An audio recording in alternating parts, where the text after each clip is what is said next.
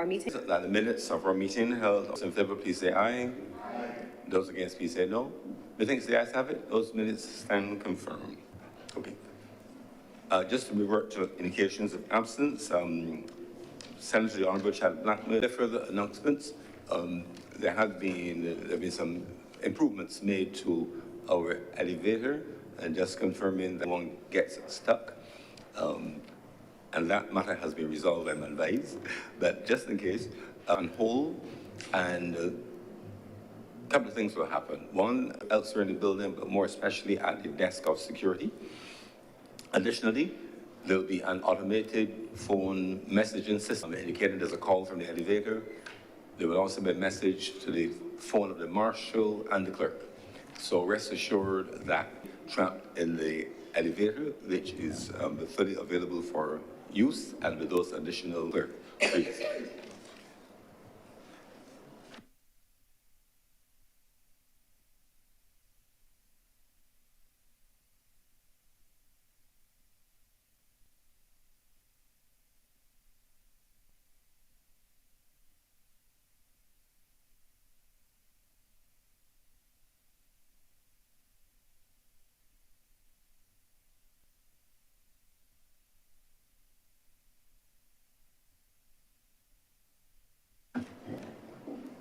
Decision and to rescind the recommendation that we confirm the minutes of our meeting held on the 26th of June, and instead advise the clerks that there's an error in that decision to confirm those minutes until that matter is rectified. To the notice in terms of the actual minutes. Those in favor, please say aye. Aye. Those against, please say no. The things the ayes have it. That decision is therefore rescinded. Against, please say no. The things the ayes have it. Standing order 45-2. Therefore suspended for the remainder of today's sitting. Introduction. Senator Cummings. Mr. President, I beg to move the first reading of the Marine Transport Emissions Control Bill 2024. The question is that the Marine Transport Emissions Bill 2024 be read a second time. With all of us, sorry, read the first time. Yes.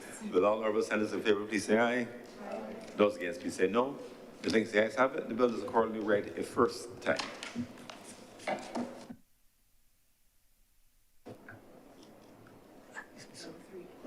Public business, sir. Public business is now the order of the day. Order number 3, sir. In the name of the Honorable Leader of the Senate, to move the second reading of the Notaries Public Bill 2024. Senator Cummings. Thank you very much, Mr. President. The bill before the Honorable the Senate is meant to simplify for the benefit of the public of Barbados the ease of notarization.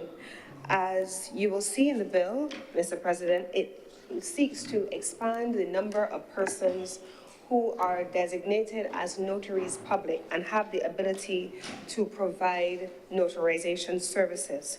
And so, Mr. President, historically, on the basis of what we have had all of this time under the existing Notaries Public Act of 2017, what we've always had, Mr. President, is the following regime where, as under the law as it currently stands, the following persons are provided under the legislation to notarize documents. They are the Solicitor General, the Deputy Solicitor General, the Permanent Secretary in the Office of the Attorney General, a number of permanent secretaries, including the Permanent Secretary in the Ministries of Foreign Affairs, Home Affairs, and International Business, a number of deputy permanent secretaries, the supervisor of insolvencies, the registrar of the Supreme Court, deputy registrar of the Supreme Court, registrar of companies, and the deputy registrar of companies. Several of those persons, including the registrars and the deputy registrars, and certainly my own permanent secretary, fall within my ministry. And the challenge, Mr. President, is that under the category that we just made mention of, aside from attorneys at law, you have a scenario where, Mr. President, it has been very difficult, and a lot of persons have expressed concerns about the ability, or rather the inability, to find notaries public to certify their documents.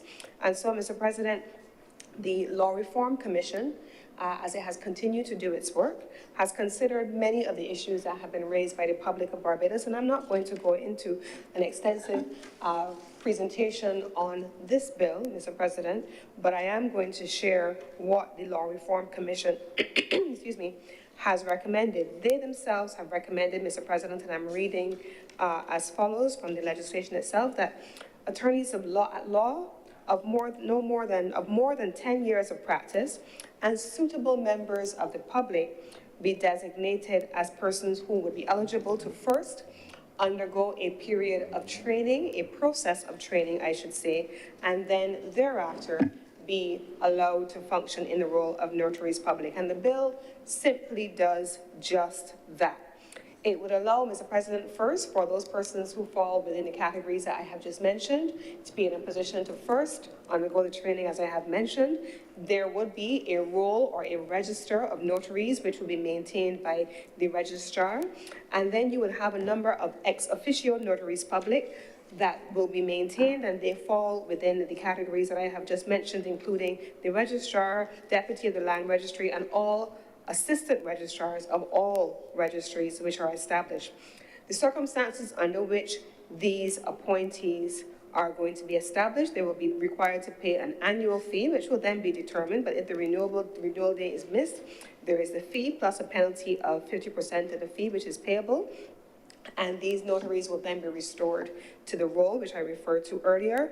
And the appointment of a notary public may be revoked or suspended by the president under the following circumstances, Mr. President. One, where they are convicted of an offense punishable by imprisonment, they are found guilty of any act which constitutes misconduct, whether in their capacity as a notary public or otherwise, where they allow their name to be used by another person to perform notarial acts, where he charges or accepts a fee for a notarial act in excess of the prescribed fees, where he has been adjudged bankrupt, where an application is made to the High Court the High Court has made an order appointing a receiver for the notary public, or he has failed to file a notice with the registrar where required to do so.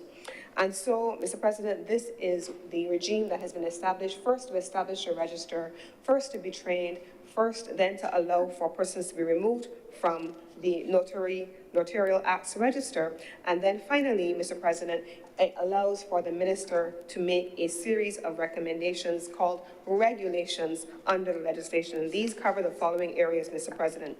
Fees which may be charged for the carrying out of any notarial act, the annual fees or the fees payable upon the application for appointment as a notary public, the conduct of notaries public, including the manner in which records are to be kept, the manner in which the registrar shall preserve or dispose of seals or certificates surrendered to him, the program of training, which I mentioned earlier, any handbook or directions applicable to notaries public, the accreditation of any person, agency, or educational institution for the delivery of the program of training, and the establishment of a body that will design and evaluate the training program and advise on the standards of conduct. Finally, Mr. President, the regulations can also include any other matters related to the discharge, it is a catch-all phrase, discharge or discharge of the duties or the functions of notaries public. This is, in summary, Mr. President, what is contained within the bill that is before this honorable chamber. It reflects an expansion in the number of persons serving as notaries public. It establishes a training regime that ensures that they're able to function at the highest level. It allows for them to be maintained in a standard of conduct, but also to have a register which manages them. But ultimately, Mr. President, this is very much a part of the ease of doing business in Barbados. As you know, there are any number of circumstances under which the services of a notary public is required in the country. And so the ability of the members of the public to be able to find persons to perform these services, permanent secretaries are often traveling, they're often in meetings, they're often unavailable. Oftentimes persons who are judicial officers are before the court, or they themselves are dealing with matters in their private practice.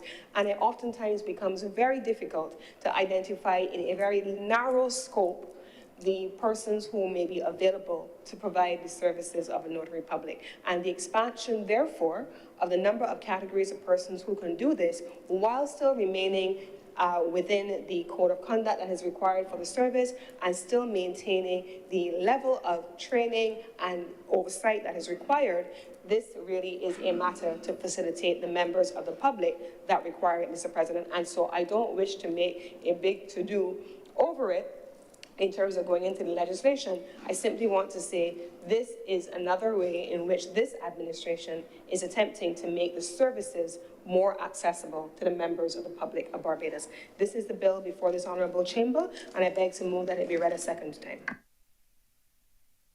Thank you, Senator Cummings. Senator Watson. Mr. President, thank you for recognizing me.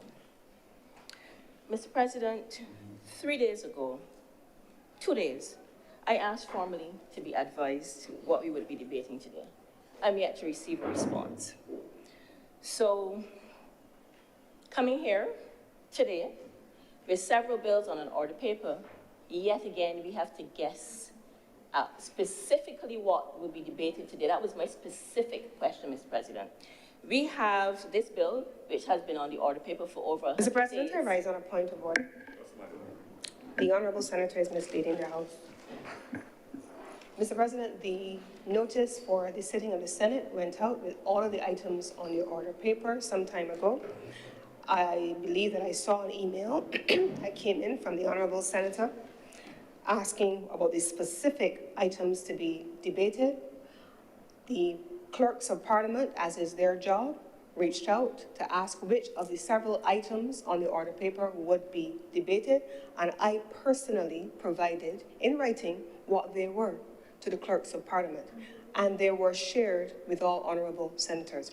And so, Mr. President, the honourable senator is misleading the chamber. Mr. President, the honourable senator is misleading the chamber. I have not received any response whatsoever to my email. I can ask you to what you received and know what was sent. Well, I have received nothing. I cannot account for what was sent. The only evidence that it was sent to me that I received a response would be if I had actually received it, and I have not, Mr. President. May I continue, Mr. President? Please proceed. Thank you. Mr. President, this is a perpetual issue, and I have no intention of letting it rest because, as we were chastised the last time I raised it, we're here to do serious business. This bill that we're looking at now has been on the order paper for over 109 days.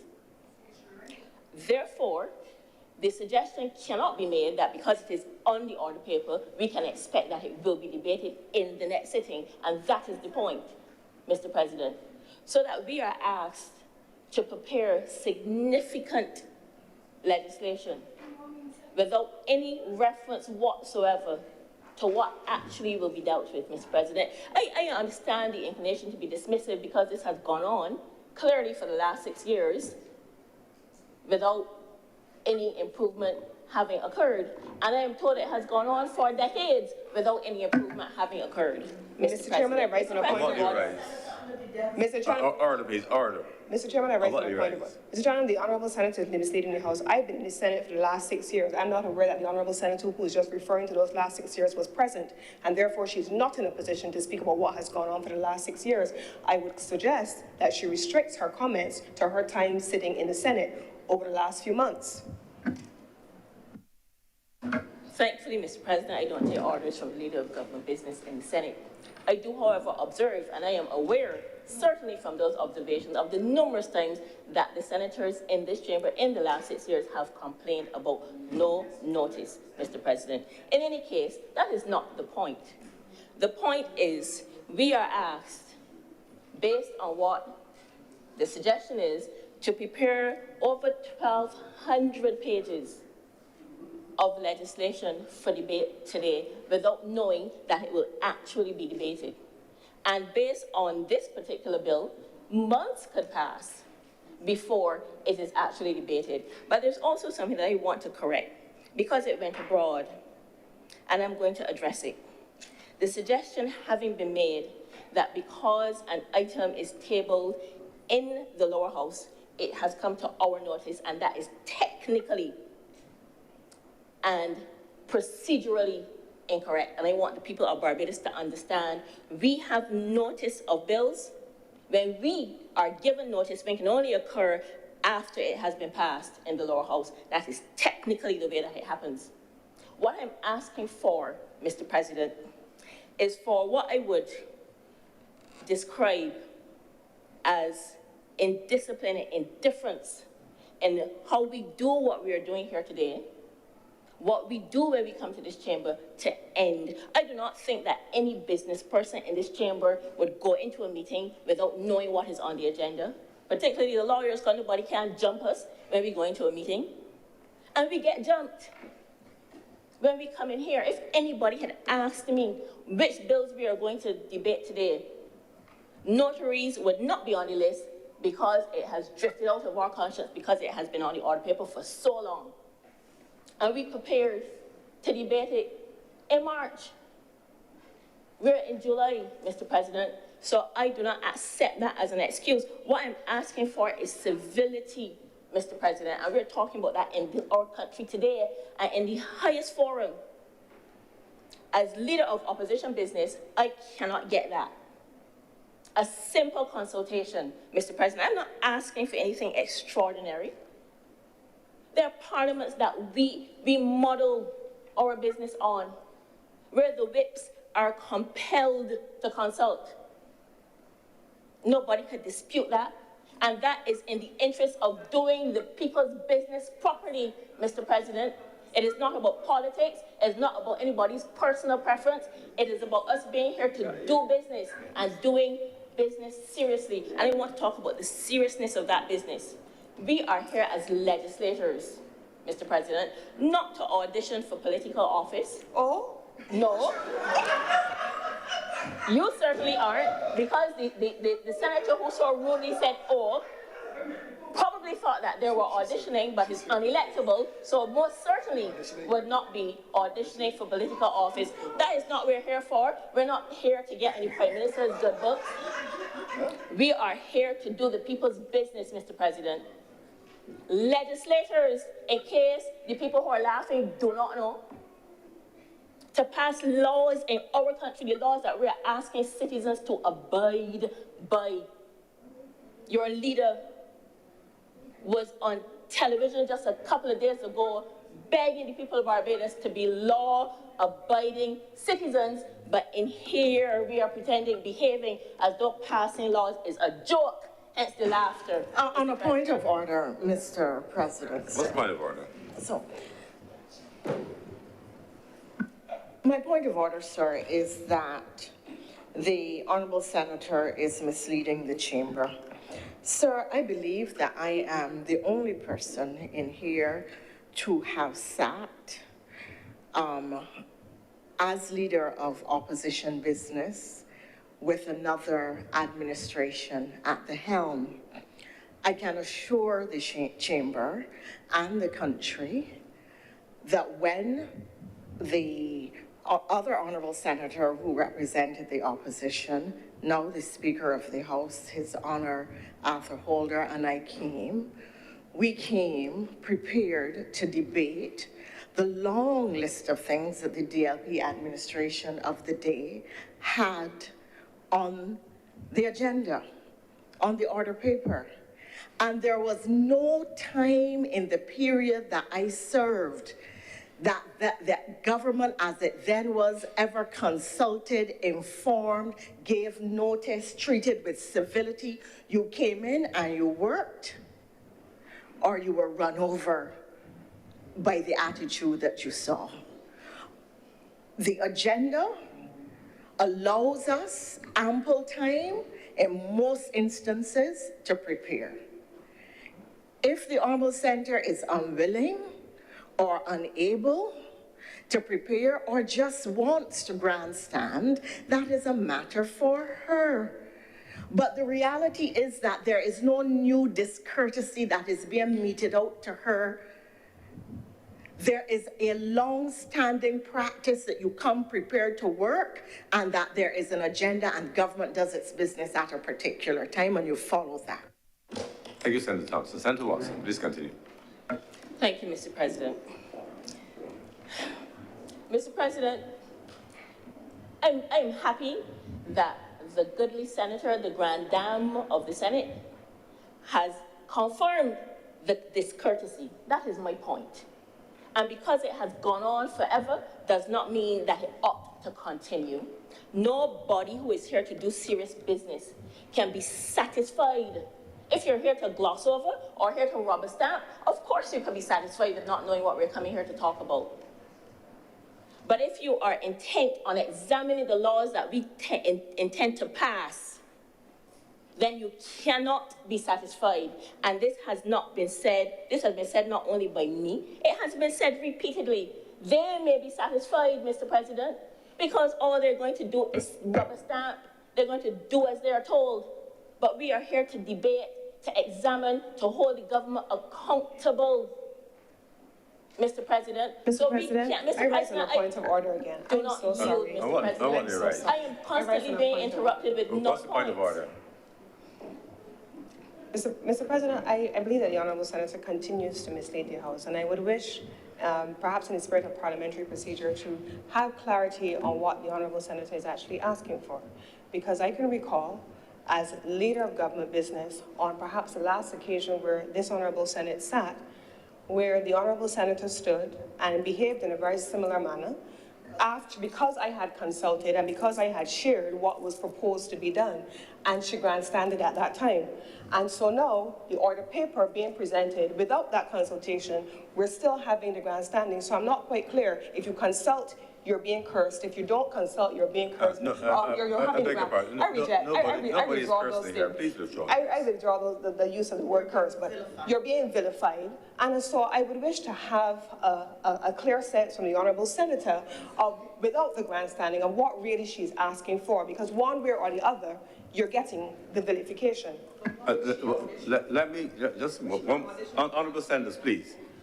Let me just make it clear. I've given some latitude for the Honourable Senator to raise their concerns. However, it's been 10, 12 minutes into the debate, and I will hope that the exchange of views on the matter will come to a logical conclusion soon, and we could proceed with the substance of the matter. But I'm giving some latitude.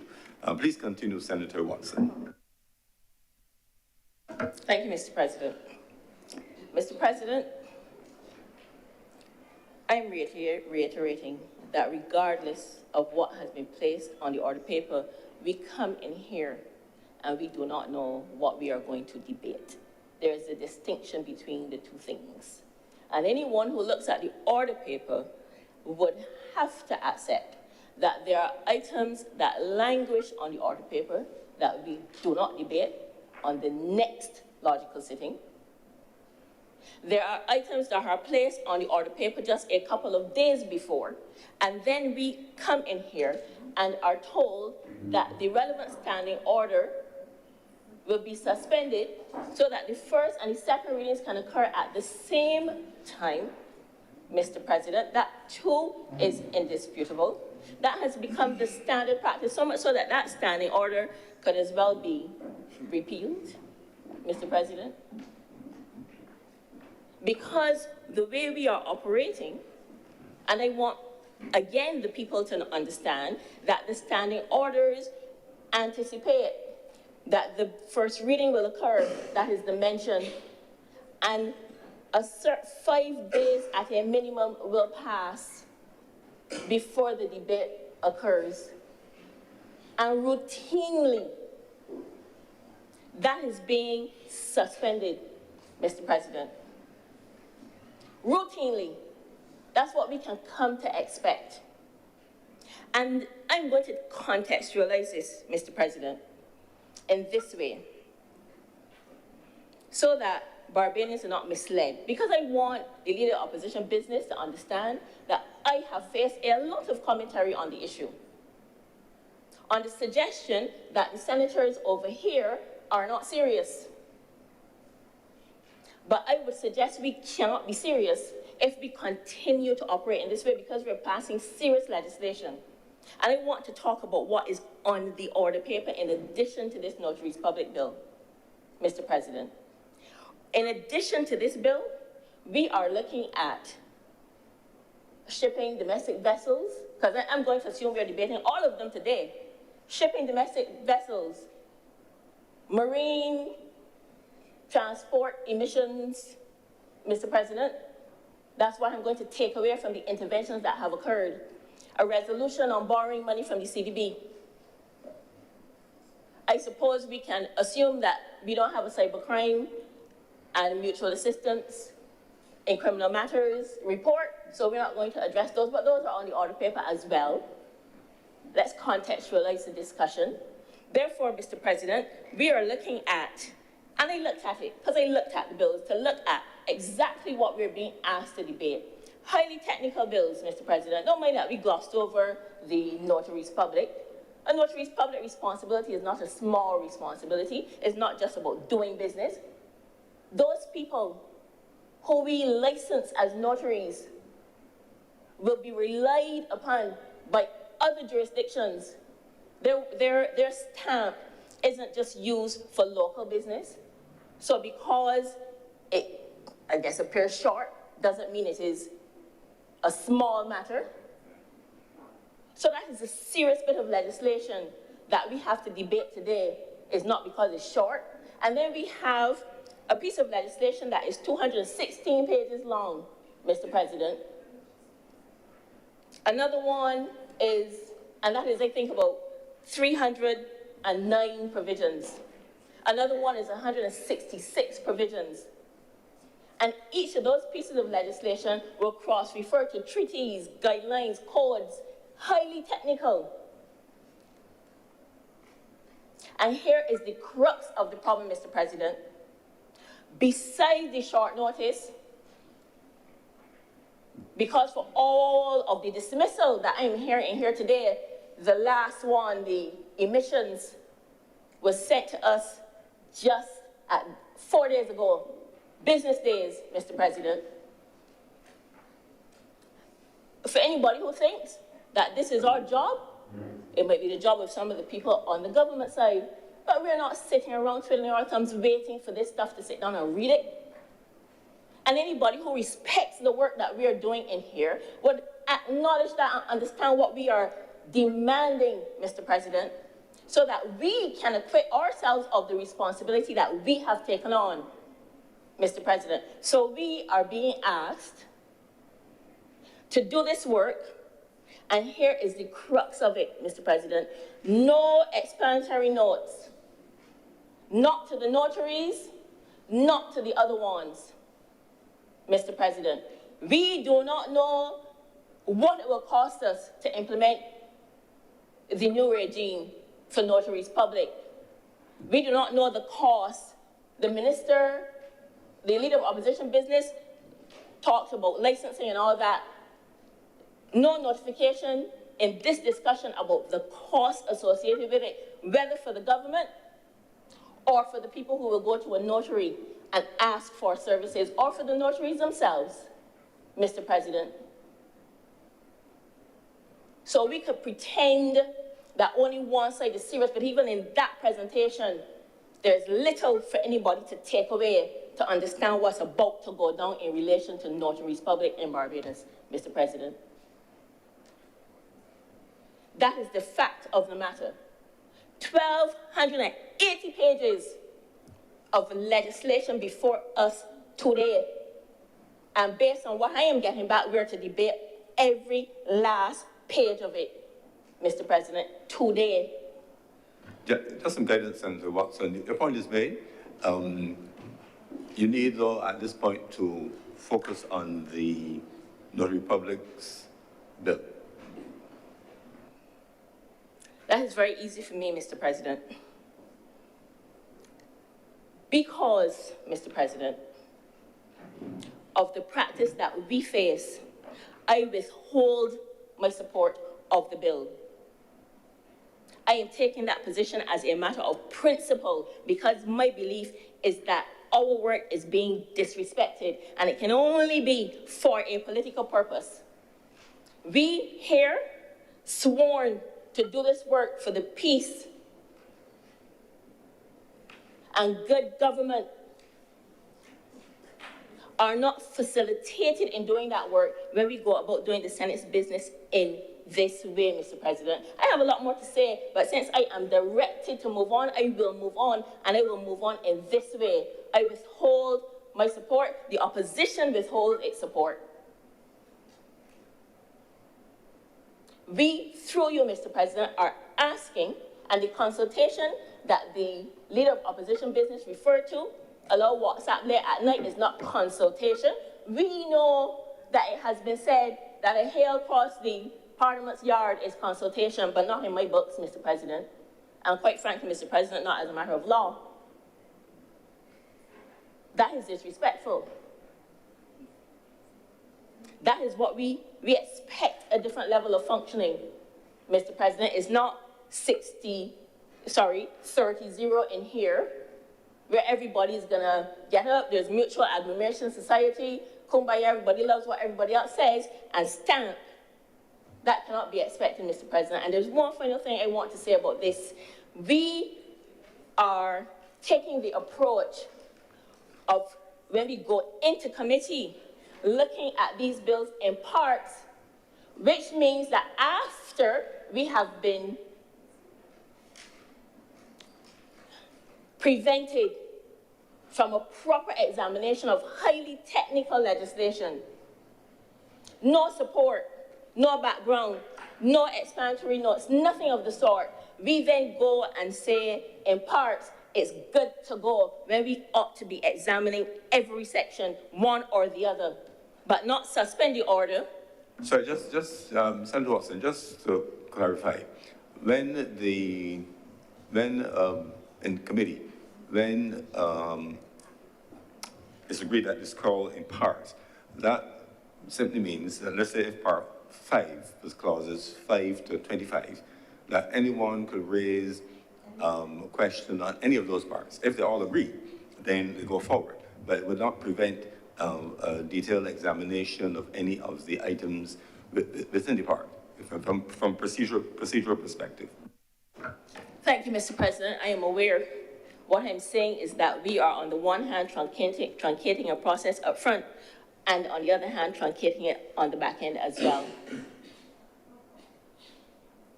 And we have seen situations, they can tell me that I was not here, but I observed it, where this government had to pass legislation, NIS legislation, an amendment in August, and had to be back here in November to amend the amendment. That is the impact of what we are doing, Mr. President.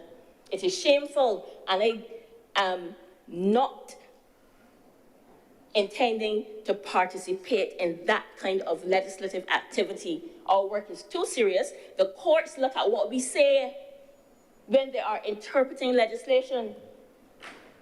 The Honorable Senator might not be aware. The lawyers on her side can tell her that. That is how important it is that our courts, right up to the CCJ, will look at Hansard to divine the intention of the legislators, because that is what we are. And when we have a high-level PAPC debate, that is of no assistance, and it will reflect on us in here. That is what I want the chamber to pay attention to, Mr. President. I want us to do differently, to do better. We like to copy a lot of people. We'll copy those who say consultation, speaking to each other about the legislation, Mr. President, not just what's going to come, but about the actual legislation, notification, discussion, description, explanation is mandatory. It's not enough to bring people from the public service to sit in the gallery because an important bill is being discussed, but we have nothing from them by way of notes to explain what we are doing. That is theatrics. No explanatory memorandum on any bill that I have looked at since I have been in here, and we have debated some important things. I am asking the government to do better, Mr. President. I am withholding my support of this bill. The opposition withholds its support, and we withhold our support of the other items on the agenda. For this very same reason, Mr. President, I am obliged. Thank you very much, Senator Watson. Her Honor, Senator Thompson. Thank you very much, Mr. President. I have to confess I had not intended to speak on this, but there are, I think, two broad issues of now grave concern to me, which prompt me to rise. I start, sir, with the fact of attempting to frame the comments of the speaker before me in the context of systems for governance at the national level. I rose on a point of order to indicate that having served as a senator, an opposition senator, leader of opposition business in the Senate, that I was extremely familiar with the practice of government in relation to how it manages its business and its affairs. When one listened to the honorable senator, one would get the impression that the present government or administration has adopted an approach that is new, novel, offensive to good practice, an attempt to frustrate the opposition, poor practice in relation to delivering on a parliamentary and legislative agenda, when in fact what we are seeing is a highly busy government bringing agenda and business to the floor of the parliament. It is the practice, sir, that things may or may not be on the agenda for varying lengths of time according to what the government's priorities may be at any particular time. And it is all right for the opposition to walk out and refuse to do the people's business. I know what it is to sit in this chamber and have a government bring legislation, policy, resolutions, one after the other with very little notice. Now, I admit, sir, this is where I say that we have to look at our systems, because the reality is not just this opposition, but any opposition in the parliamentary structure and system that we use will be disadvantaged, because the government is always going to have access to the civil servants. They're always going to be able to bring the technical officers in. The government side is always going to be able to consult, whereas the opposition does not have that advantage. So when bills come, they are always going to be at the disadvantage because they don't have access. But they don't because they're the opposition and not the government. How the Barbados Labour Party circumvented that when we were opposition, sir, demonstrates the difference between the Barbados Labour Party and the Democratic Labour Party. It isn't that the Democratic Labour Party senators cannot speak to this. What we did as an opposition BLP was that you always have friends in the civil service. You always know technical people. You always know experts and specialists. And we met as a political party, discussed. We had a parliamentary group meeting every Monday night, even though we only had 2 representatives in the Senate. I cannot remember how many we had in the opposition in the lower house at the time. But we met every week, including candidates who ran and were unsuccessful.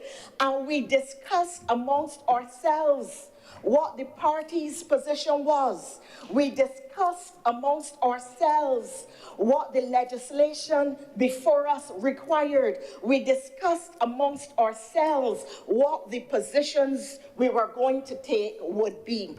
The Democratic Labour Party senators cannot do that because there is no single Democratic Labour Party opposition in Barbados.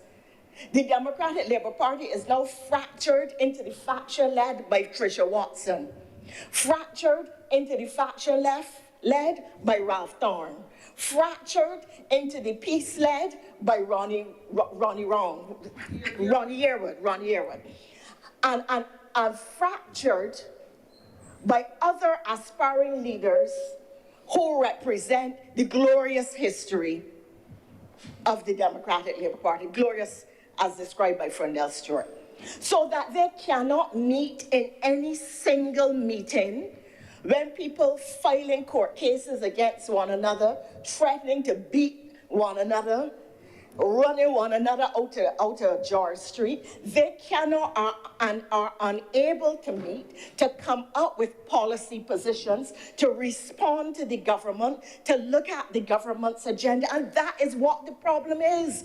What we are seeing is the decay in the Democratic Labour Party and the inability to face and do the work of the people of this country and of the government. That is what the problem is. So when you see them creating camouflage and fleeing, sir, they are not fleeing from us, they are fleeing from themselves. And that is what is the problem, the political problem with what happened in here today. So let me say that we were led to believe that there were thousands of pages that we would have to debate today. There may be thousands of pages in all of the pieces of the legislation on the order paper. But it is only practice to do 2 or 3 at any single sitting. So of the 2,000, or how many ever the Honorable Senator said that might be on the order paper, you may do 300, 500, 150, depending on which pieces of legislation are done. Government does not traditionally tell the opposition everything that it is going to debate at any single sitting. As the opposition, you are always coming from behind, but you have to come prepared to work, and you have to come prepared. And you can only come prepared to work, and you can only come prepared when your party is in a position to prepare you, when your party has the resources and the unity to do the work.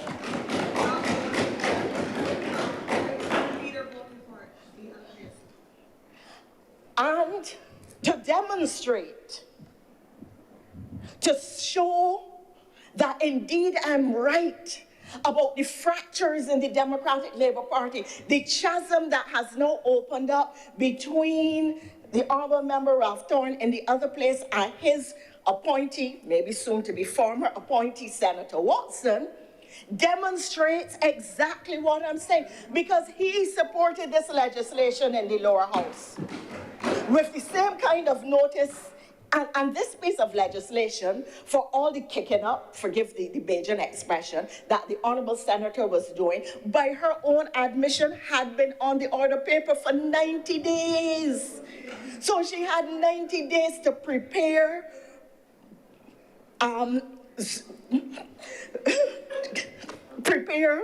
get ready, upskill, ask a question, consult with anybody who was a justice of the peace, a police, anybody. If the Democratic Labour Party was not so busy with its infighting, and if she was not at such great odds with her own leader because of her own personal ambitions to emerge at the top of the submerged Democratic Labour Party, then she would not have had this difficulty. She would have been able, the Honourable Senator, sir, would have been in a position to discuss this non-complex matter in here today.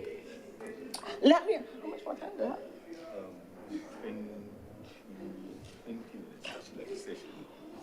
So, sir, if I remember correctly, I think the Honourable Senator took about 20 minutes prancing up on this issue.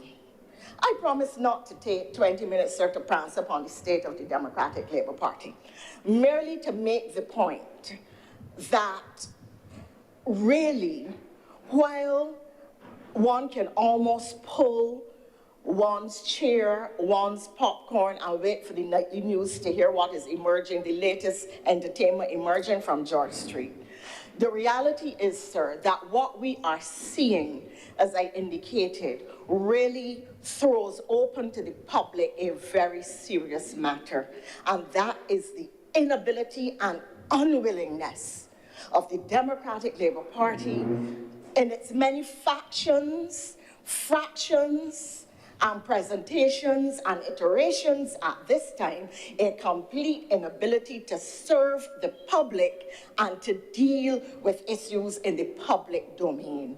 And it really is an extremely serious matter. Because while people were applauding mere months ago the emergence of an opposition, what we have is the emergence of many, many, many different oppositions, and nobody knows which one to follow.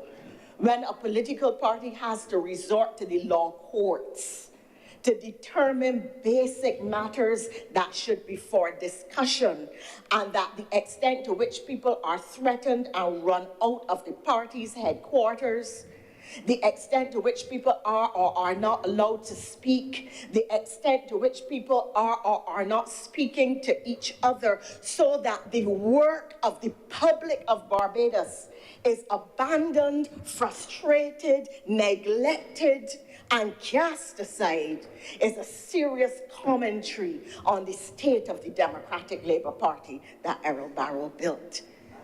And it really is a reflection of their inability and unreadiness for national service.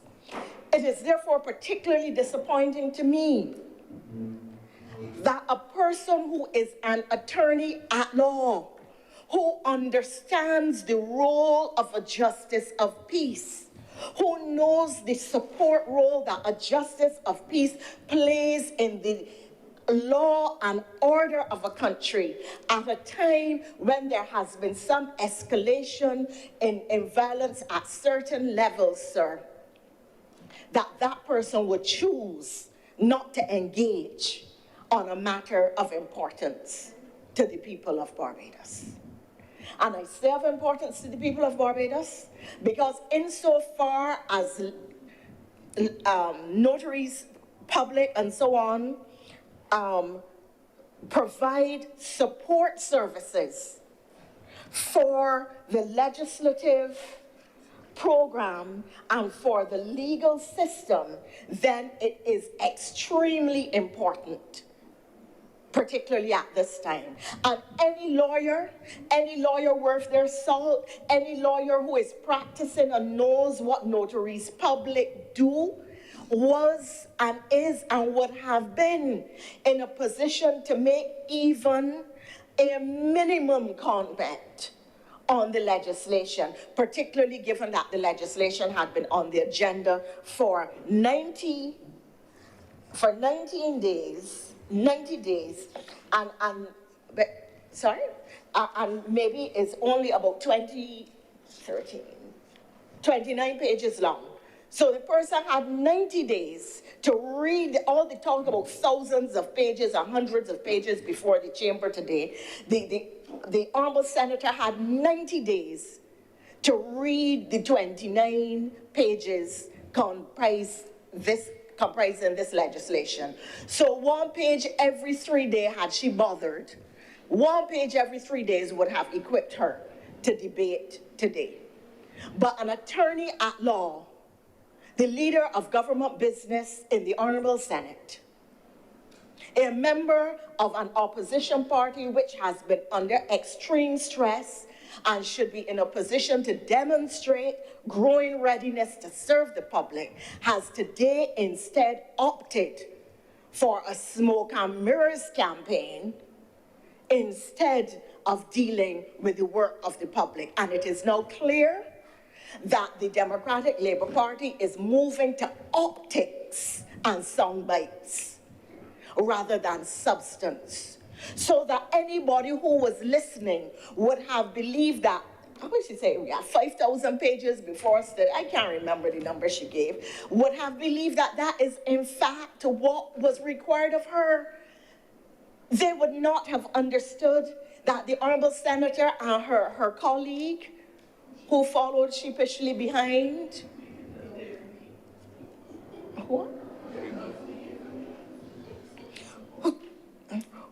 was present after some considerable absence. Again, I understand because of another fracture within the Democratic Labour Party. One would not have believed that the honourable senator had all this time, 90 days, to read and prepare the 29 pages. So what is being put out to the public, it is clear that they are not going to be engaging on matters of substance, that you create a straw man or camouflage, you create smoke and mirrors, you create hype, you put the right sound bites out there that you know that the media who find you a little bit of a darling are going to grab.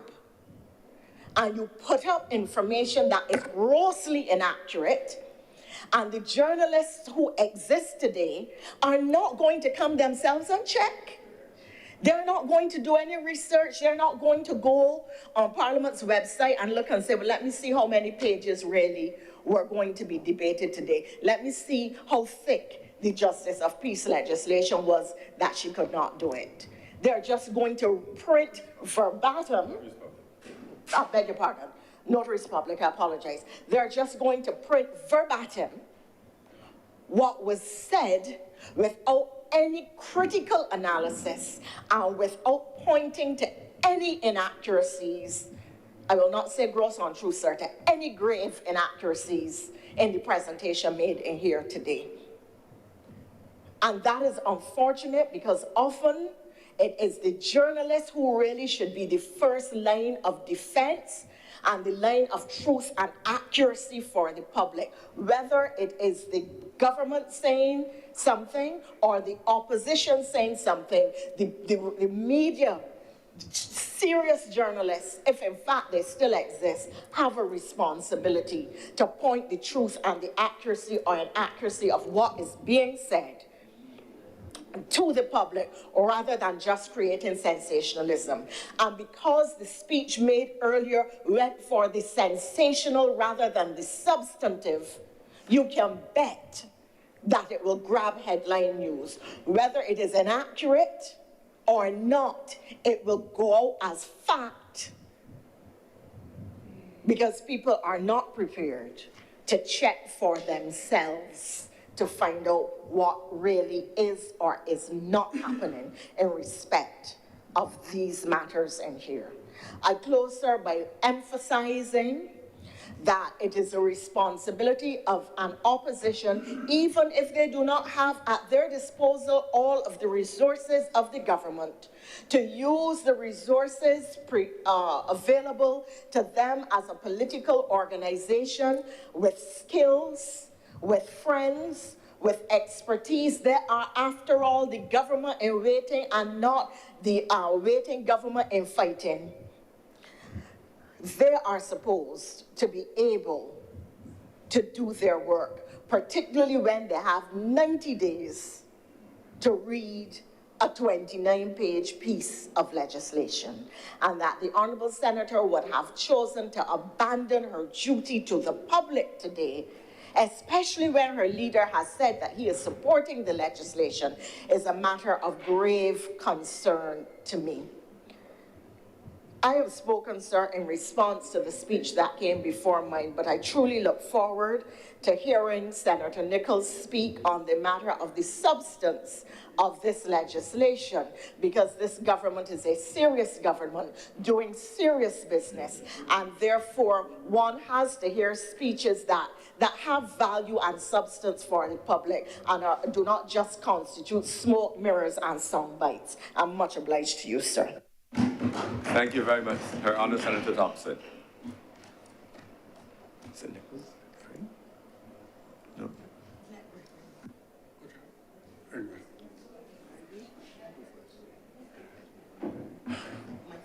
Senator Reverend Morris. Thank you, Mr. President. Let me initially voice my support for this bill that is now before the Senate.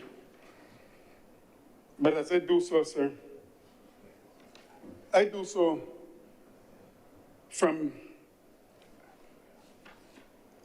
a position of being disappointed. Had it not been so for your astute leadership in this distinguished chamber, then a lot of things would have happened. For example, sir, the Senate would have been used to grandstand. Had it not been for your astute leadership, sir, it would be used, this Senate would have been used for what should I call political upmanship. And I'm getting concerned that that every time we speak in here, I have noticed a trend. You see, sir, historians look at trends and look and form linkages, analyze and come to conclusions. Theologians, sir, look at, especially when it comes to things like these, one's responsibility to the citizenship, the citizenry. So this is the second time. Had it not been for your astute leadership, that this Senate would have been used to settle what I assume to be leadership matters in the Democratic Labour Party. And that is why George Street behavior will never be allowed in this Senate. On the issue, why do I say all of this, sir? On the issue of education, the common entrance exam, sir, I'm just following the trend, sir. Senator Reverend Morris, the trend they want you to form, the trend that you need, the trend that you need to form must be rooted around the notary's public bill. Yeah, but that's what I'm doing, sir. I'm not too sure that you're able to connect education reform or the common entrance. I never said education reform, sir. The common entrance, but I urge you to stick to the core of the bill. You can make some segues here and there, but common entrance will not exactly wash square with this one. But let me hear where you're going with this. It does, sir, because sometimes we may need a notary public to sign a form relating to the common entrance exam. I'll tell you why. But I'll tell you why, sir. I'll tell you why. But, sir, I made the point about the common entrance exam simply to say that that was at variance. The honorable senator was at variance with her leader on that issue. Now we have come here, I asked if this bill was supported by the opposition leader in the House of Assembly, and I was told it was. Sir, I use that to show that if this was a matter that involved the Barbados Light and Power, we would have heard a long speech in here today. No, sir. On the matter comes, but because, sir, that comes into almost everything. I believe, sir, that this bill did not afford the opportunity to talk about Barbados Light and Power or to talk about energy. But I want to say some brief things on this notary public. And I will tell you why it is important based on my experiences as Deputy High Commissioner for Barbados and the United Kingdom. So there were many Barbadians who came to the office to have documents signed. And some of these documents had around 5 and 6 pages. They were to be signed by notary publics. And a lot of them came to the office because they could not afford the fees that were charged for the signature of a notary public. In many cases, sir, the High Commissioner and I discussed this, and we did agree that one of the officers in the High Commission ought to be made a notary public. Because, sir, let's take a 6-page document that would have come from one of the banks, sir, because that was our experience. That would have come from one of the banks that required the signature of a notary public. Sir, the first page is £180. And every page thereafter is £80. could not allow our Barbadian persons of the Barbadian diaspora to have to go through this. And I understand the need for this legislation, but I'm also asking that we consider those persons who work in the missions abroad to ensure that they have the authority, the stamp, or whatever it is, to serve our people in the diaspora. And that's what I want to say. Because I believe that have a relationship with the diaspora, there are Barbadians, I don't even see them as any other thing than a Barbadian. And this is what we need to do as far as legislation is concerned. And these are the kinds of things that I would want to discuss when it comes to all of this. And therefore, Mr. President, I want to thank you for allowing me these few minutes to say what I have to say concerning this bill and other things. Thank you very much, Senator Reverend Boris. Senator Nichols. Mr. President, you would be surprised if I were to say that I did not anticipate entering into a debate amongst the remnants of the conflagration that preceded me, because I want to give you, Mr. President, and those honorable senators here today, and indeed members of the public, the benefit of my experience as a lawyer for almost now 24 years. Very frequently, we would come across clients, Mr. President, who would require documents to be notarized. And it was something that we simply did not have an answer to when we first came to the practice, because there is no established system of notaries public in Barbados. The notaries public, as I understood it, and prior to the passage of this bill, would be the registrars of the court, the registrar and the deputies, and any of the assistant registrars. And that system, like most things that we constructed within the system of the wider administration of justice, worked well for a time, but it is certainly impractical for us to discharge our responsibilities to our clients when the registrars have to deal with their day-to-day business of running the administration of the courts, sit as judicial officers to deal with certain matters that are given within the domain and the jurisdiction of the registrars of the court, to deal with the public on simple matters as the registration of professions, registration of births and deaths and marriages, licenses, and all the other things that are done in the registration department, to be able at a moment's notice, without any warning or any appointment, to deal with members of the public who require documents to be notarized. And sometimes it was a headache. It was a frustration to your clients who would want a document notarized. This was important. They need to get it back, take it overseas to do some transaction that is necessary. But our system for many, many years only had a few notaries public.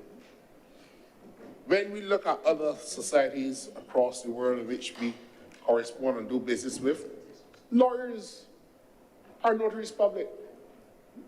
Persons of standing in the community who meet the qualification requirements in those countries that we do business with, and we have Barbadians across the diaspora living in, are notaries public. But in this country, we had a system where only a few public officers at the level of the registrar serve as a notary public in the country. This was one of the things that lawyers and many people in business have been complaining about. So that I treat with this legislation a welcome gratification, Mr. President, that we have now revised the law in relation to the appointment of notaries public to serve the interests of the Barbadian public and those people who want to do business in Barbados. And that is the context in which I wanted to enter the debate. I know that sometimes we can be very pedantic as lawyers when we go through the nitty-gritty, and that in the second reading speech, we don't really go into a lot of the detail of how the system works, but we speak about the broad policy framework in which the bill passes through the Parliament. But I do think that within the context of how the debate has begun, I think that my colleague, Senator, Her Honor, the Deputy President, Madam Deputy President, and my colleague, Reverend Morris, spoke to what I understand to be the political side of the stance taken by the Honorable Leader of Opposition Business here. But Barbadians, Mr. President, you would agree that Barbadians should not be worried about this bill. This bill is essentially a piece of legislation that will revise the law for the appointment and the regulation of notaries public in Barbados, and to make adequate provision for an institution which will be important in the discharge of a lot of business that ordinary people do on a day-to-day basis. And it is within this context that it should not meet with any controversy at all. Indeed, this should pass this chamber by acclamation, because it has been in the works for too long. And this is one of the things that the government has recognized, that we have systems in our country that have worked well in the past, that worked well at a time when the demands of business did not put those pressures on government institutions to respond in the way that they have to respond today. The modernization of this system of notaries public is important. And also, Mr. President, what can be gleaned from any cursory reading of the bill is that not only have we expanded the categories of persons who could be appointed as notaries public, because there are now, I believe, some 24 public offices that are ex officio public, notaries public under this legislation. But attorneys at law, in good standing, chartered accountants in good standing, can also make an application to the registrar, provided that you meet all the criteria to become a notary public. Notaries public charge fees for their services. I'm sure that the legislation has already made, the bill, makes adequate provision for the regulatory side of these things, and the government will always have the ability to rein in any, rein in all the conduct associated with the discharge of the service. And this is not to anticipate that people will be using this as a means to extort the public unduly, but there is a service that you pay in any country for a notary public, in any country. But this gives the opportunity for the average lawyer or chartered accountant to earn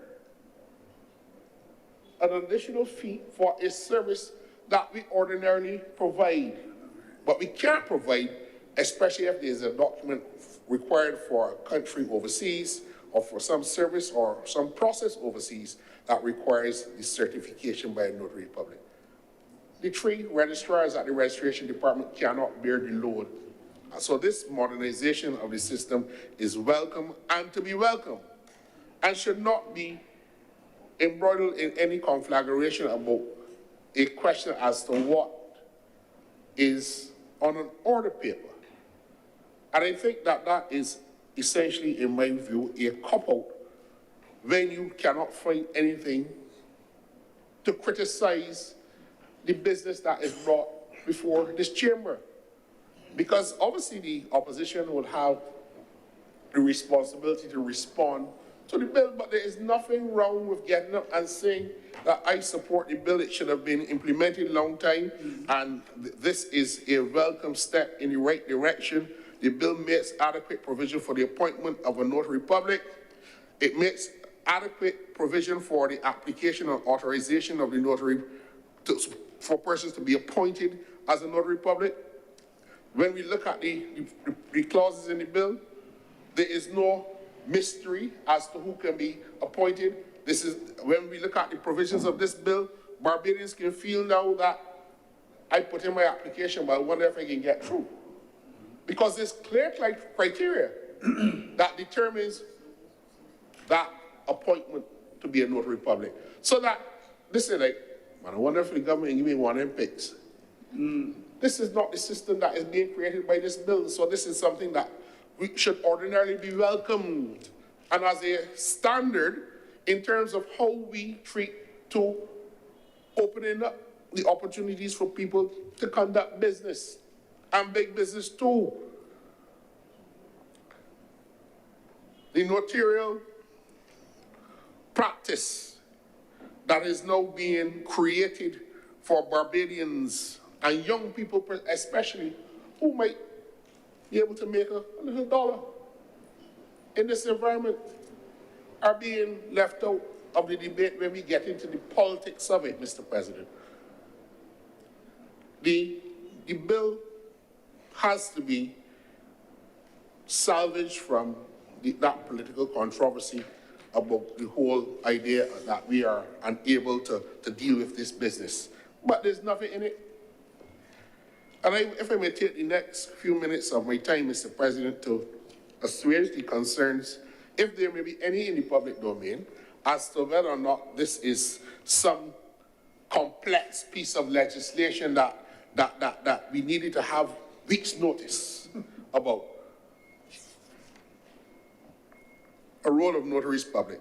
Of course, now, like in all things, you apply, you make the application, there's a criteria set out, you have to have certain requirements, be in good standing as an attorney at law or with a recognized accounting body, possess certain years practice and experience, be of good character. So you have to supply all of these things to the registrar. Now, we know that people might do foolishness sometimes, so that you might be of good standing today and you might not be of good standing tomorrow. Somebody might not pay the bar fees or the registration fee.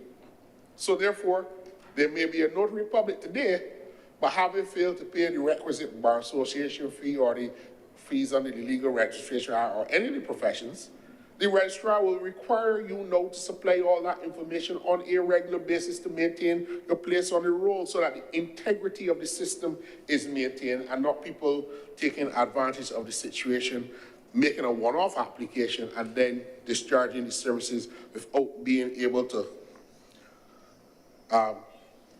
give confidence to the registrar that you are providing the services in the manner required by the law. So there's a role of notaries public that will be established by this, and the registrar shall keep the register, which may be in electronic form. So that legislation is now requiring government to move away from having a big blue book down in the registry where you go and write your name and that you have to turn the pages to see where you first applied and was appointed. It modernizes that system. It speaks to the renewal and payment of fees. Just like any of the professional men and women in Barbados, the notaries will have to pay that fee each year. Prescribed annual renewal fee that is settled in the schedule to the bill. No harm here. This is nothing technical. This is not anything that you require months' notice to come in here. If this was on the order paper, Mr. President, for 109 days, as is alleged, then you are able to come and debate this at a moment's notice. And the notion that the government is doing something insidious by bringing things on an order paper and then making a conscious determination as to which business should come, it is wrong. Governance is complex. Governance is multifaceted. And there are varying issues, varying causes that compete for the attention of cabinet and the attention of parliament. And it is the business of the government to decide the priority based on the considerations that they encounter. But the notion that the government is being discourteous, Mr. President, because we have now decided to put the Notaries Public Bill on the agenda for debate today as a discourtesy to the opposition, it is something akin, Mr. President, to flatulence of the highest order. It really is. Looking at this bill, there is no controversy. Political flatulence of the highest order. This should not evoke any sense that the government is trying to hoodwink something or pull a fast one on the people of Barbados, as some unsuspecting people might say. And Mr. President, if I'm not sounding exciting in discussing the terms of the bill, might perhaps be the reason why I have elected to debate on the bill and why others have fled, citing discourtesy. Sometimes we come to do the business of the public, and it is not all exciting. It is not all something that we can land a political punch. And as Senator Morris said, it is not anything dealing with the electoral pause, so we can't pomp a set. But sometimes we just have to come and do the government's business and the people's business, and to lend a critical voice to the discussion when it is necessary. And the critical voices are heard not only by the opposition, by independent members, and sometimes members of the government side are known to speak broadly about policy and how policy is being framed and shaped in Barbados to give context to the debate. So that, Mr. President, I join this debate looking through this bill, confident that the arrangements for the bill are within the best standards of the practice of having a notarial practice in Barbados. Practitioners now will welcome the opportunity to be able to earn these fees. The registration fee is $1,000 a year, and the annual renewal fee is $1,000 a year. Lawyers who It isn't here. It isn't here.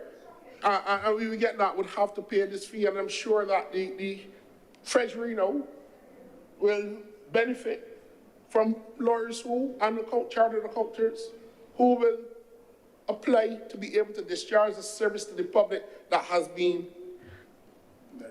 I wouldn't say lacking, but has been difficult to access because of the few persons who have been notaries public. Mr. President, this bill also makes provision very clearly in the 7th schedule for the fees to be charged in relation to certain services by notaries public. It will be pedantic, Mr. President, but I think it is necessary to go through it because, again, we have to give context to some of the concerns raised for other reasons. Issue of a notarial certificate, $50. Certification of exhibits, $10 per exhibit. Affixing a notarial seal, $50. Witnessing the execution of any document, $20. Attestation of any document, $50. Administration of oaths and of affirmations, $50. Presenting and noting protests on a bill of exchange or promissory note, $50. Extending protest on a bill of exchange or promissory note, $50. Minute or noting a ship protest, $25. Extending ship protest according to the complication and length, $50. Furnishing a copy of an extended process, $20. Declaration of a ship protest for the master of each additional declarant, $50. Any act not specified in the schedule or in any enactment, $50. So there's a cap. There's a cap.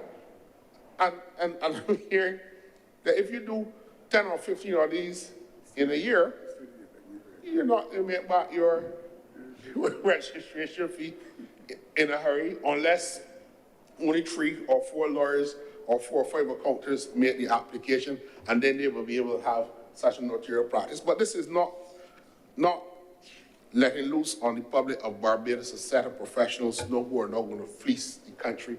So the comment that the public does not even know what are the fees is not accurate, Mr. President. It is here settled in the schedule to the bill. Now, this legislation, Mr. President, gives very clear instructions on the application process. And I'm satisfied, Mr. President, that in the opening up of the ability of ordinary professional women and men to be able to exercise and practice a notarial practice as part of the attorney, as being an attorney at law or chartered accountant, I'm satisfied that the legislation is fit for the purpose. It protects the interests of the public, and it also ensures the integrity of the system, which is most important, because you do not want to have a loose or lax system which is not properly regulated, which is open to abuse, and which carries no or little oversight to affect the reputation of Barbados in any of its emanations, whether domestically, regionally, or internationally. This legislation, Mr. President, is one of those bills that will come to our Parliament, not sexy in any way, but necessarily important, and it comports with the government's mission to open up opportunities for people to facilitate business and the business environment, and I commend this for our consideration, and I'm happy to support it today. Thank you, Mr. President. Thank you. Thank you very much, Senator Cummins. Senator Malalou. Sorry. Thank you, Senator Nichols. Senator Malalou. Mr. President, thank you for recognizing me, and I will be brief as normal. Mr. President, I had not intended to speak to the substance of this bill today, but I thought it would be a good opportunity maybe for you, for me to share with the chamber and those who are listening or watching or might listen later as to how the process is for a junior independent senator like myself to come prepared and to serve the people. And sir, this particular bill in front of us, we have had more than adequate notice, much longer notice than we would normally have. And as an independent senator, as soon as I see something that's going to be on the order paper, I look to read it as quickly as I can, sir, to see what it's about. And then, if it is within my area of expertise, sir, I start to read it in more depth. When it is not within my area of expertise, I look to the business community where I participate and other communities. And in fact, when the President of the Republic of Barbados contacted me some 2.5 years ago and asked me if I would be willing to serve, I in fact raised this very point with the President to say, you know, on all the matters I have a very specific scope that I learn on. And the President advised and I listened, said, well, you must have others who can tell you some things about what's going on. And I found a group of people who could help me. And on this particular bill, as soon as I got it, I asked some questions, some lawyers and some various other people. And it seemed like an excellent piece of legislation. And to be quite honest, sir, I would have been mute today had it not been for the extraneous other activities that seem to have gone on here. But that is what I would like to spend just 2 minutes on to say. Sir, when I come here to do the people's work and to serve in the best way I can as a senator. In order to do that, sir, I need to be prepared. I need to understand the subject we're going to deal with. And I need to have an opinion. Whether that opinion is, I disagree in whole, I agree in whole, or maybe in parts. And sir, I make the best contribution I can, having considered that. But sir, when I am not a good senator is when I show up unprepared. And I might show up unprepared if I have not had adequate notice, if if I don't really know what we're going to be talking about on this particular day, and if in fact, sir, the standing orders, these ones here, sir, in my hand, are in some way going to be modified. And sir, Standing Order 24 is the one which requires the time between the readings, and it is a fact, in the 2.5 years that I have been here, 2.5 years. I know it seems just like yesterday to some, but just 2.5 years. Time with me flows very quickly.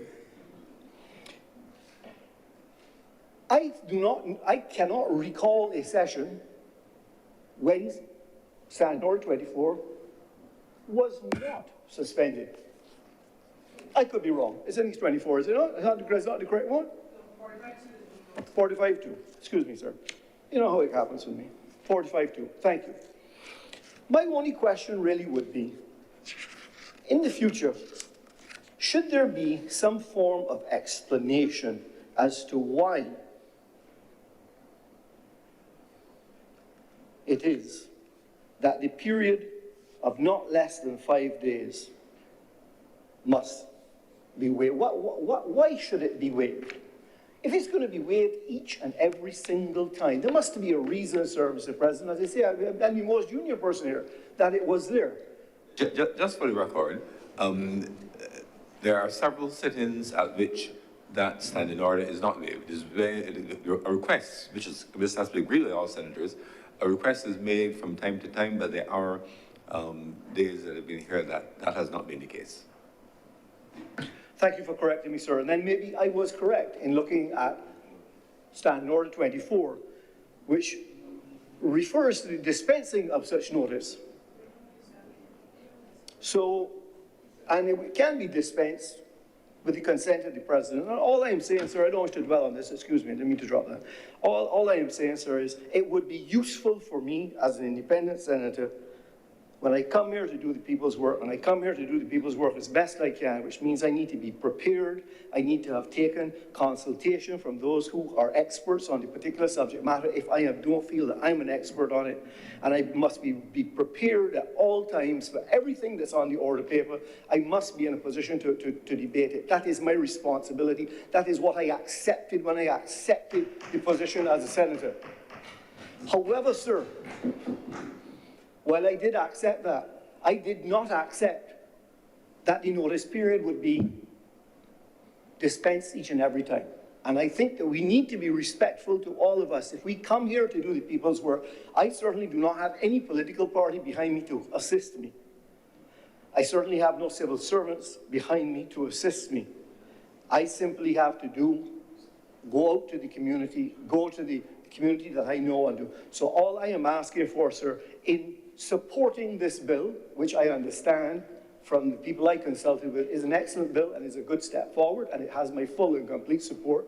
I simply ask that in order for me to be the best senator and to serve this country as best I can, following the standing orders, having adequate notice, having some explanations would be very helpful, not only to me, but to be doing the business of the people. And I'm obliged to you, sir. Thank you very much, Senator Malado. If no other speakers? Mr. President, I was cajoled by the effectiveness of the Leader of Government Business to make a contribution this afternoon.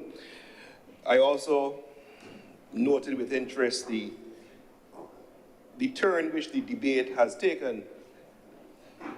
And indeed, sir, I hear the sentiments which have been set out by Senator Malado with regard to how things are done. I also listened with interest to my colleague and brother, Senator Nichols, who speaks to the need for governance to be fluid so as to adapt to the priority of needs at times. And sir, maybe there is an opportunity here for someone who wanted to raise a voice in support of the opposition, since there is none to do so. But that has never been the case. Being within the mantle of an independent senator, our purpose here, as set out by the legislation and Her Excellency, is to speak for the people of Barbados. in these circumstances, that is on the basis I will make the contribution this afternoon. I think, sir, the first point that I ought to make is I've heard the concerns echoed about George Street and behavior reports of issues. And I think we should find comfort to realize that in history, I always like to bring another perspective, that there were times when there were other streets where they had rows. You see what I did there, Mr. President? There are other streets where they had rows. Another word for row is altercation. There are other political parties, sir, where they had court actions. So what we are seeing perhaps is politics as usual, Mr. President. And we ought not to fear for this great country when we recognize that persons will always come forward as necessary to serve the people of Barbados, Mr. President. So perhaps we take comfort in that.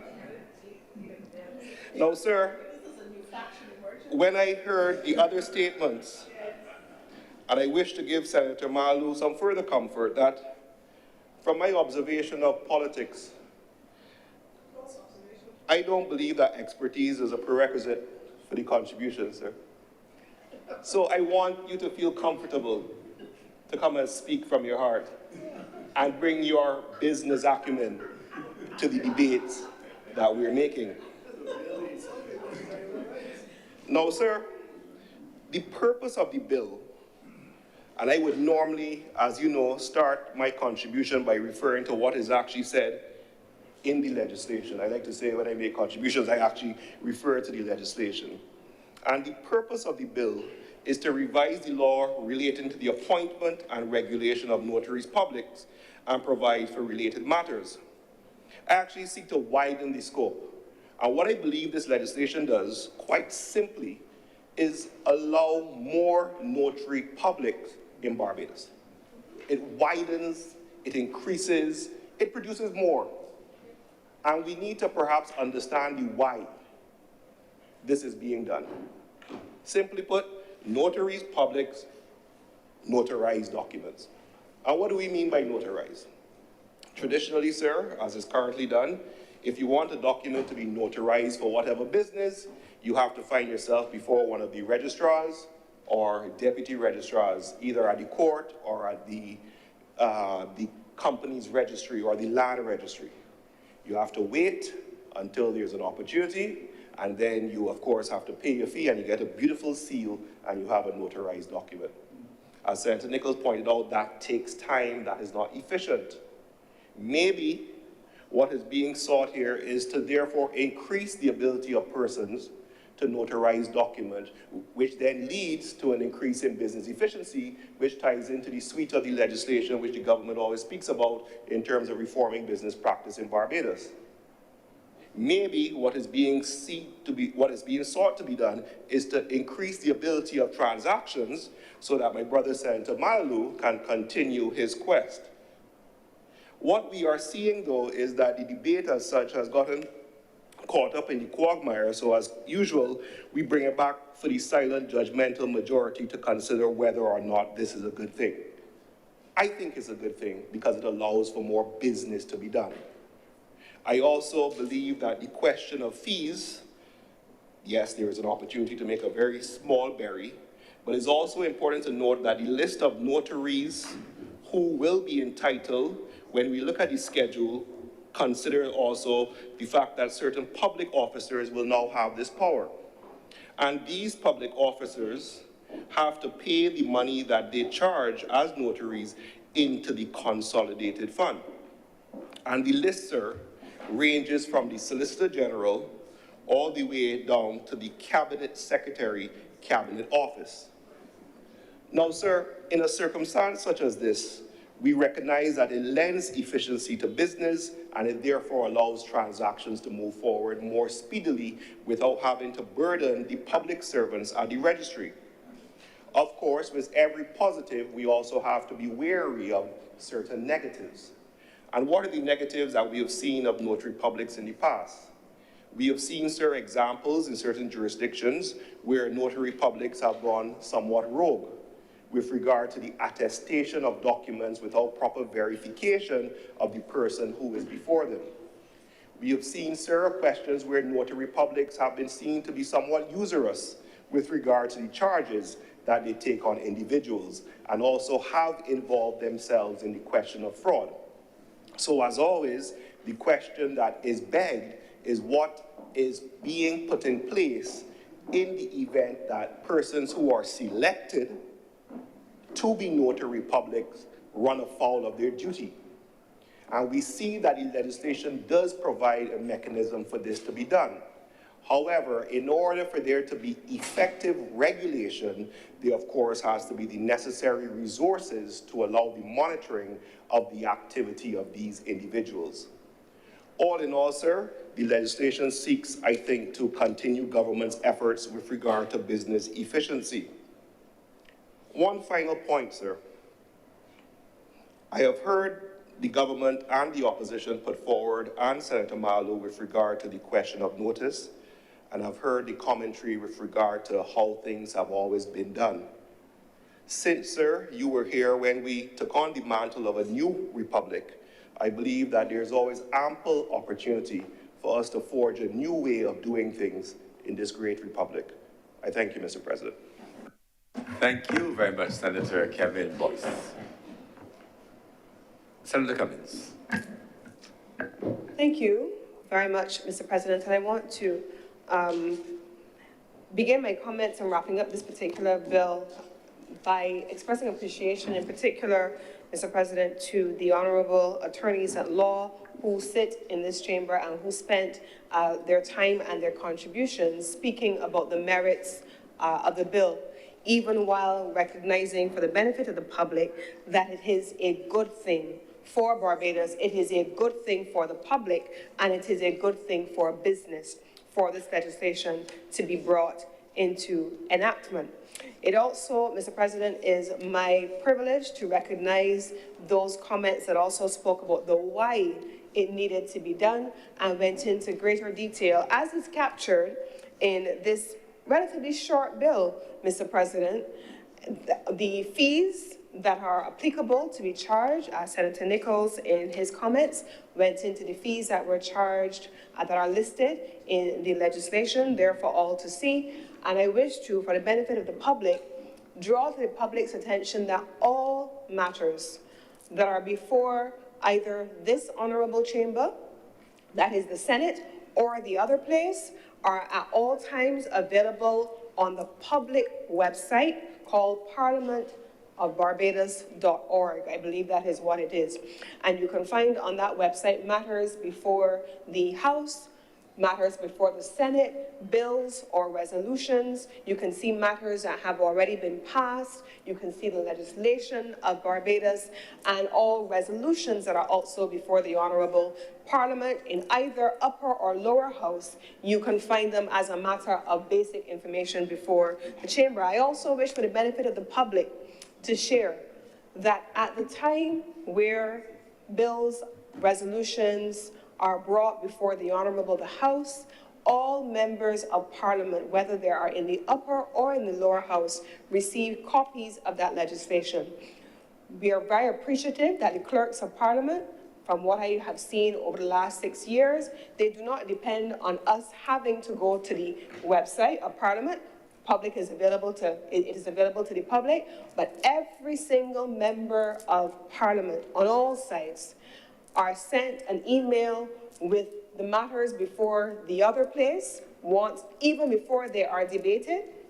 We have an opportunity, as was outlined by Senator Malalou, and I thank him for his presentation, to go to read the bills quickly, in detail, to get the inputs if they're falling outside of our area of expertise, inputs from those whose expertise it is, and to be in a position when the matter comes before you directly to debate those bills. Mr. President, the reality of it is that on the government side, and I wish to speak for the government side, only those who are members of cabinet would be in a position, Mr. President, to be full-time members of the government.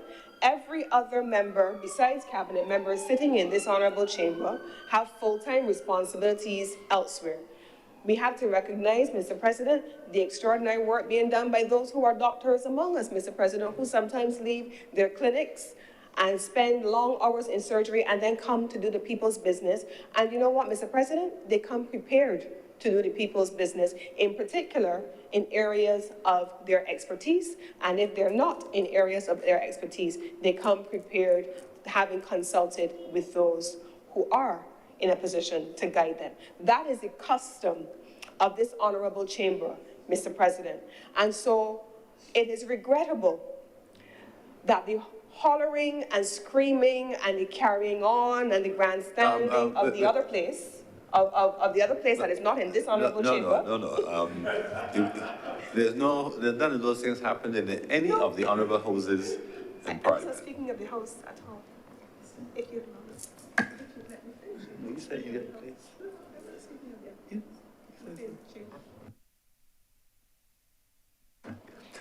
Carry on, Senator Cummings. Just be cautious that there's no such activity permitted in either chamber of the Parliament.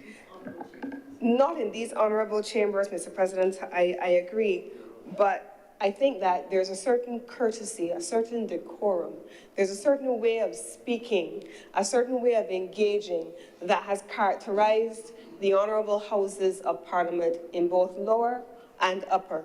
That is not the way that we see playing out in the public space as was defined by the Honorable Deputy President in her presentation. And we would not wish, Mr. President, to find ourselves in a situation where that becomes a normal way of communicating in this Barbados. We want to be able to raise objections. We want to be able to speak on matters of substance. We want to be able to speak on matters within our remit without having to resile and find ourselves with our hands akimbo and ready to, seem as though perhaps we're not observing the most polite forms of communication. I'm going to put it in that way, Mr. President. But I wish to commend this bill to this honorable chamber. I wish to express appreciation to the honorable members who have spoken in support of the bill. And with these few words, Mr. President, I beg to move that this bill now be read a second time. The question is that this bill be read a second time. Will those honorable senators in favor please say aye? Aye. Those against please say no. Methinks the ayes have it. Senator Cummings. Mr. President, I beg to move that Your Honor do now leave the chair and allow the Senate to resolve itself into committee for further deliberation on this bill. The question is that I do not leave the chair and the Senate resolve itself into committee for further consideration of this bill. Will those honorable senators in favor please say aye? Aye. Those against please say no. Methinks the ayes have it.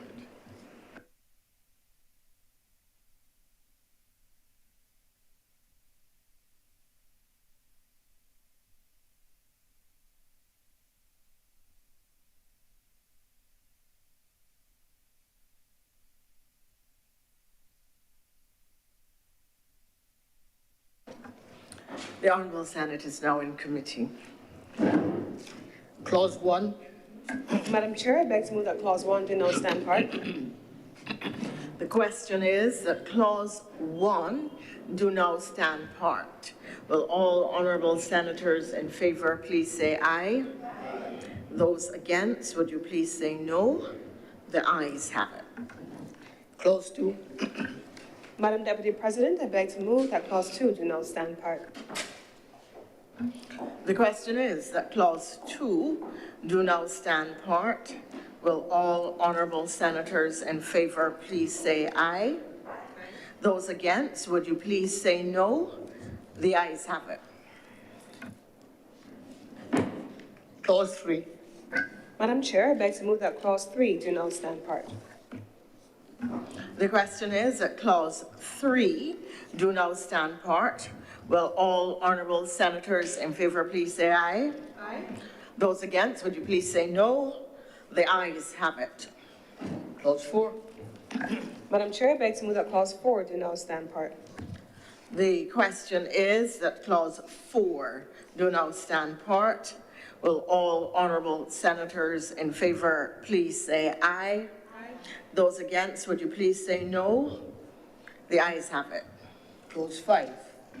Madam Chair, I beg to move that Clause 5 do not stand part. The question is that Clause 5 do now stand part. Will all honourable senators in favour please say aye? And those against, would you please say no? The ayes have it. Clause 6. Madam Chair, I beg to move that Clause 6 do not stand part. The question is that Clause 6 do now stand part. Will all honourable senators in favour please say aye? Those against, would you please say no? The ayes have it. Clause 7. Madam Chair, I beg to move that Clause 7 do not stand part. The question is that Clause 7 do now stand part. Will all honourable senators in favour please say aye? Those against, please say no. The ayes have it. Clause 8. Madam Chair, I beg to move that Clause 8 do not stand part. Question is that Clause 8 do now stand part. Will all honourable senators in favour please say aye? Those against, would you please say no? The ayes have it. Clause 9. Madam Chair, I beg to move that Clause 9 do not stand part. Question is that Clause 9 do now stand part. Will all honourable senators in favour please say aye? Those against, would you please say no? The ayes have it. Clause 10. Madam Chair, I beg to move that Clause 10 do not stand part. Question is that Clause 10 do now stand part. Will all honourable senators in favour please say aye? Those against, would you please say no? The ayes have it. Clause 11. Madam Chair, I beg to move that Clause 11 stand part. Question is that Clause 11 do now stand part. Will all honourable senators in favour please say aye? Those against, please say no. The ayes have it. Clause 12. Madam Chair, I beg to move that Clause 12 do not stand part. Question is that Clause 12 do now stand part. Will all honourable senators in favour please say aye? Those against, please say no. The ayes have it. Clause 13. Madam Chair, I beg to move that Clause 13 do now stand part. The question is that Clause 13 do now stand part. Will all honourable senators in favour please say aye? Aye. Those against, would you please say no? The ayes have it. Clause 14. Madam Chair, I beg to move that Clause 14 do now stand part. The question is that Clause 14 do now stand part. Will all honourable senators in favour please say aye? Aye. Those against, would you please say no? The ayes have it. Clause 15. Madam Chair, I beg to move that Clause 15 do now stand part. The question is, Clause 15 do now stand part. Will all honourable senators in favour please say aye? Aye. Those against, please say no. The ayes have it. Clause 16. Madam Chair, I beg to move that Clause 16 do now stand part. The question is that Clause 16 do now stand part. Will all honourable senators in favour please say aye? Aye. Those against, would you please say no? The ayes have it. Clause 17. Madam Chair, I beg to move that Clause 17 do now stand part. The question is that Clause 17 do now stand part. Will all honourable senators in favour please say aye? Aye. Those against, would you please say no? The ayes have it. Clause 18. Madam Chair, I beg to move that Clause 18 do now stand part. The question is that Clause 18 do now stand part. Will all honourable senators in favour please say aye? Aye. And those against, would you please say no? The ayes have it. Clause 19. Madam Chair, I beg to move that Clause 19 do now stand part. The question is that Clause 19 do now stand part. All honourable senators in favour please say aye. Aye. Those against, would you please say no? The ayes have it. Clause 20. Madam Chair, I beg to move that Clause 20 do now stand part. The question is that clause 20 do now stand for it. Will all honourable senators in favour please say aye? Aye. Those against, would you please say no? The ayes have it. The first schedule. Madam Chair, I beg to move that the first schedule be the first schedule to the bill. The question is that the first schedule be now the first schedule to the bill.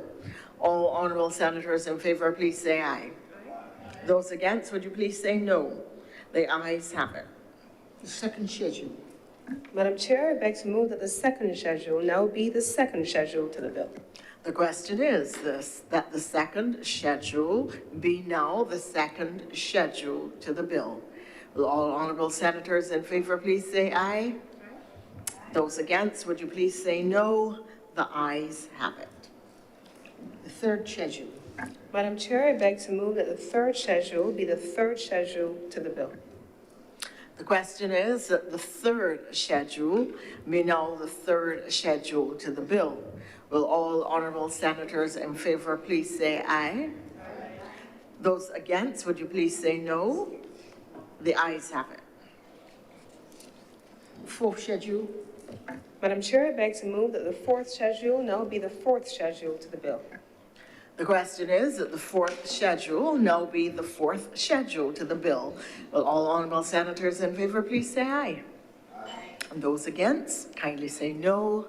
The ayes have it. The fifth schedule.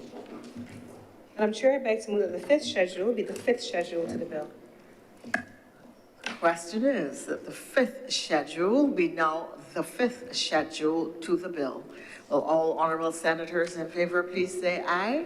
Aye. Those against, would you please say no? The ayes have it. The sixth schedule. Madam Chair, I beg to move that the sixth schedule be the sixth schedule to the bill. The question is that the sixth schedule be now the sixth schedule to the bill. Will all honourable senators in favour please say aye? Aye. Those against, kindly say no. The ayes have it. The seventh schedule. Madam Chair, I beg to move that the seventh schedule be the seventh schedule to the bill. The question is that the seventh schedule be now the seventh schedule to the bill. Will all honourable senators in favour say aye? Aye. Those against, say no. The ayes have it. The eighth schedule. Madam Chair, I beg to move that the eighth schedule be the eighth schedule to the bill. The question is that the eighth schedule be now the eighth schedule to the bill. All honourable senators in favour, please say aye. Aye. And those against, please say no. The ayes have it. Madam Chair, I beg to move that you do now report to His Honour the President the passage of one bill in committee. The question is that I do now report to His Honour the President the passing of one bill in committee. Will all honourable senators in favour please say aye? Aye. All honourable senators against, please say no. The ayes have it.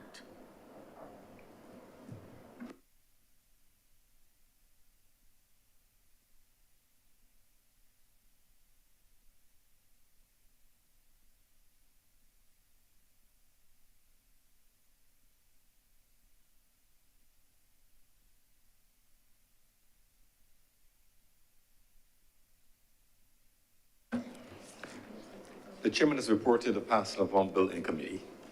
Senator Cummins. Mr. President, I beg to move that this bill now be read a third time. The question is that this bill be read a third time. Will all honourable senators in favour please say aye? Aye. Those against please say no. Methinks the ayes have it. Mr. President, I beg to move that this bill do now pass and be cited as the Notaries Public Act 2024. The question is that this bill do not pass and be cited as the Notaries Public Act 2024. Will all honourable senators in favour please say aye? Aye. Those against please say no. Methinks the ayes have it. This bill is now passed and so cited.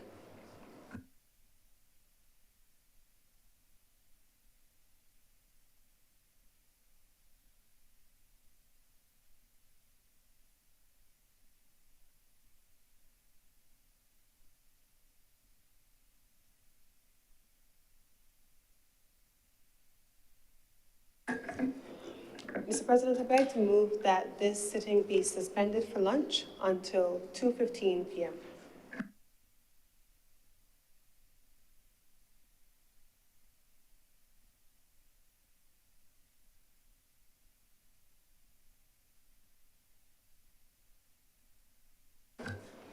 The question is that the sitting be suspended until 2:15 p.m. Will all honorable senators in favor, please say aye. Those against, please say no. The next, the ayes have it. This is suspended until 2:15 p.m.